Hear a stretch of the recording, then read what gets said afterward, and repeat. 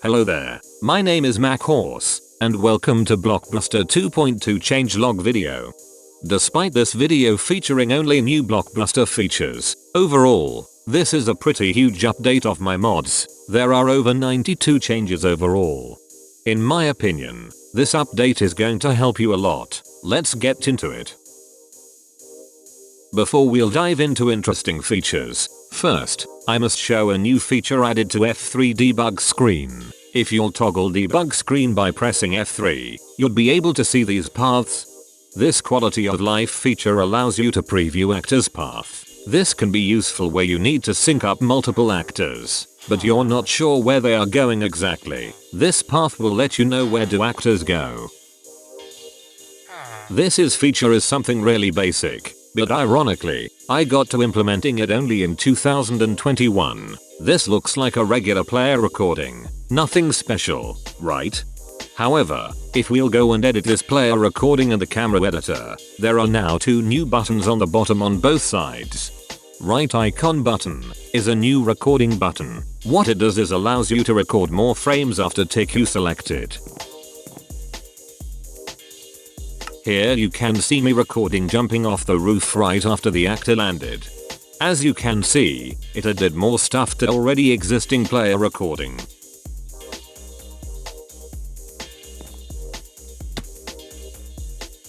The second icon button on the left allows you to teleport on selected tick. So, this way you can teleport to that place and start recording from there as nothing have happened.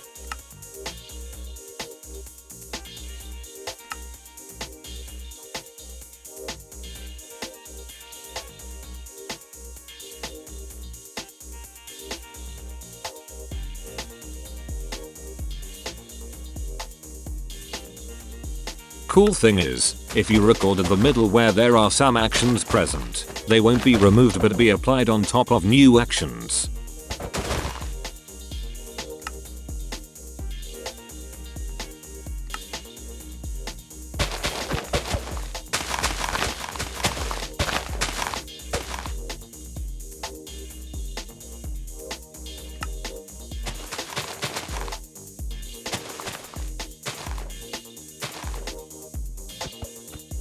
Next we have a pretty cool and experimental feature which a lot of role players and map makers will love. There is a new target field, which allows you to specify which player should be used to play back this replay. So instead of using a Blockbuster actor, or a fake player, it will use a real actor for playback. This means you can have reproducible roleplay scenes, which can allow you to record first person with many more easily, or you can lock a player into a cutscene.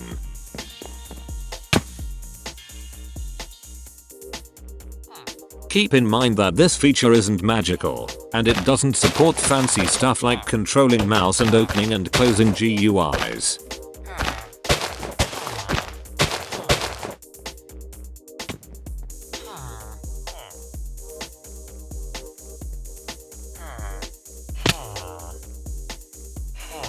Next feature is a groundbreaking addition to OBJ model loading. Here we are in Blender have a face model. In the data sidebar, I made a couple of shape keys which are basically different states of the model.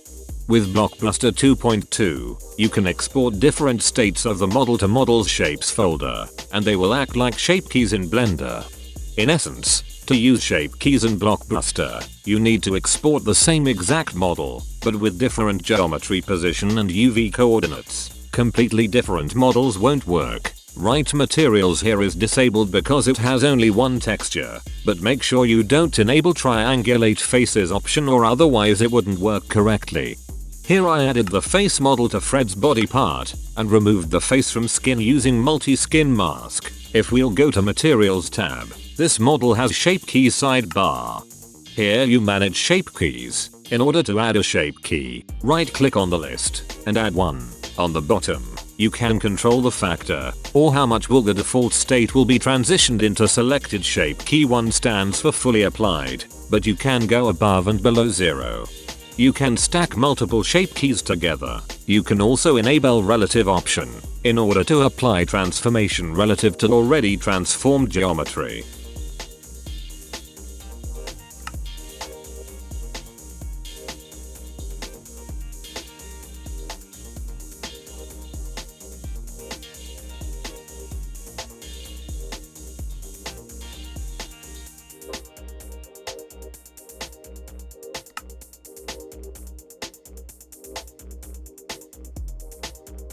And a cool thing, you can animate these as well, using the same animated technique for poses and other stuff. You can create a lot of cool effects with it, however, it requires a lot of experience with model creation.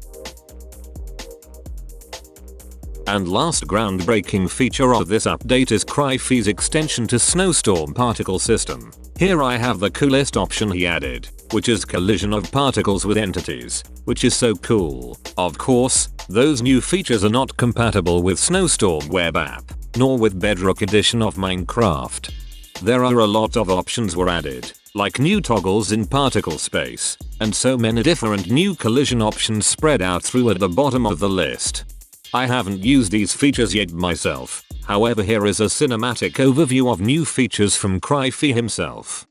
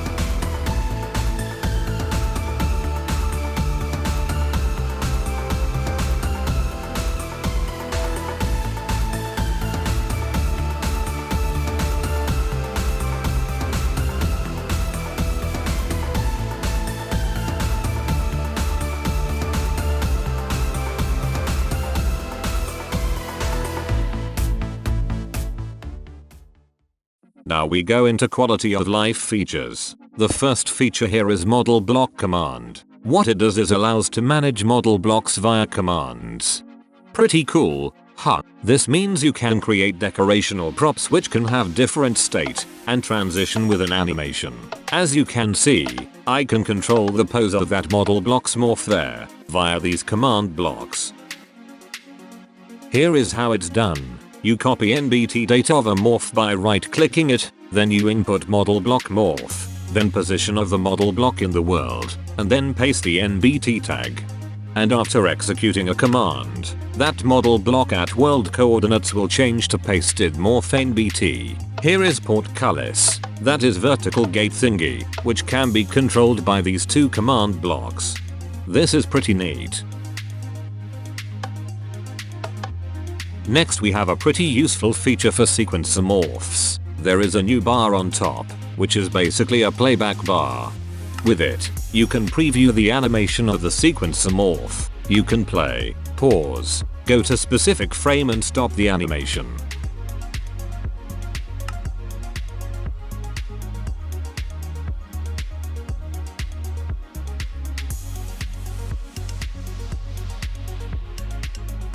There are also key combinations like Shift plus space to toggle playback, and Alt and space to stop playback. This should be really useful for people who are extensively use sequencer morphs for animation of their scenes. Next we have a related feature to animation. In previous versions, in order to animate body parts, you had to put a morph into empty morph and animate its pose. In this update, you can now start using body part transformations to animate body part morphs, without having to add morphs into empty, or resort to another similar sort of hackery.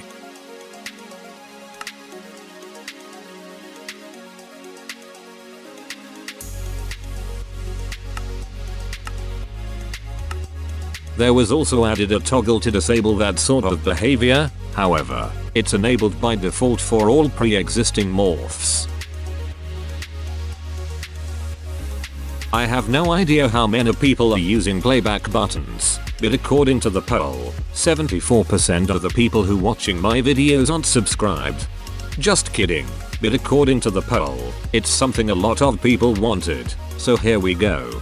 So, you know how you need to attach a playback button by going by opening scene menu while holding a playback button, and then clicking attach button, and doing the rest of the stuff.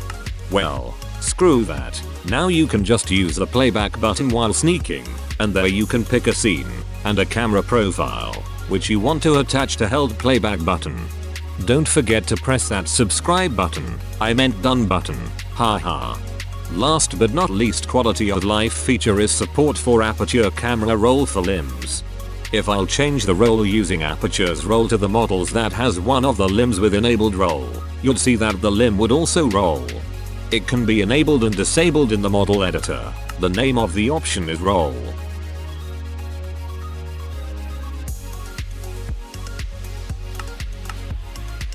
With this feature, you can combine it with aperture camera paths and create space battles or something.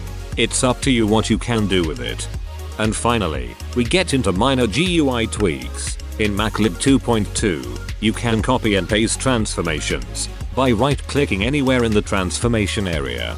Afterwards, you can paste translation, scale and rotation separately or together.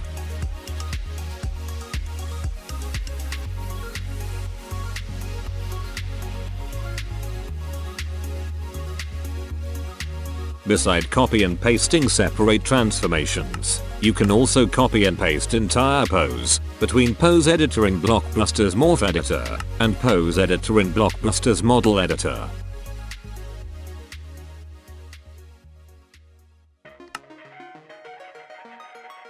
And last but not least change that I'll showcase in this video is Save Texture button. Let's say you want to edit some skins for usage with Blockbuster, but you don't want to go on namemc.com and finding the skin there. What you can do instead is go to Blockbuster's texture panel, find some player skin, which let's say you loaded by using a player morph, select it, and press save button. This will save the skin to Blockbuster's export folder. You can theoretically do this trick with any other texture in the list as well.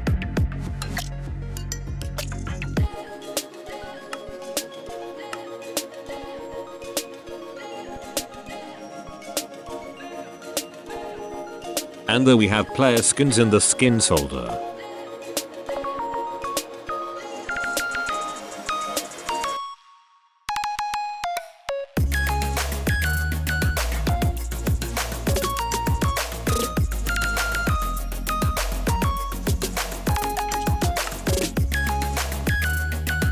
Another neat thing you can do with it is saving skins you created with multi-skin as flattened skins.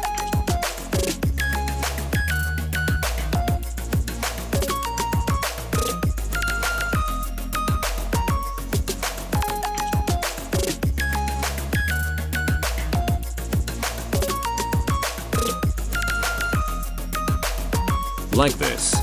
It's a very useful feature, but please don't use it to rip vanilla and modded assets. Thank you. I hope these updates of my mods will ease your life and help you once again. Big thank you goes to Cryfee for developing new particle features, Chunk7 for Chinese translations, and Rutsioid for Russian translations, Dev Build Testers for testing my mods, and my patrons for continuously supporting me financially. Thanks for watching, and goodbye.